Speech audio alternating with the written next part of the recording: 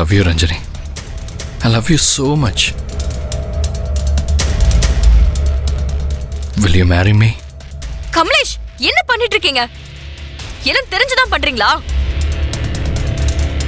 இது மட்டும் எங்க அப்பாவுக்கு தெரிஞ்சா என்ன நடக்கும்னு கொஞ்சம் வந்து யோசிச்சீங்களா? அதெல்லாம் விடுங்க ரஞ்சனி. உங்களை எனக்கு ரொம்ப பிடிக்கும். இன்னைக்கு நேத்துன்னு இல்லை, நீங்க அன்னைக்கு பிரசன்டேஷன் பண்ணீங்கல்ல, அப்ப அங்க உங்களை பார்த்த அந்த செகண்டே நான் முடிவு பண்ணிட்டேன், நீங்க தான் எனக்கு ஒய்ஃப் ஆகணும்னு.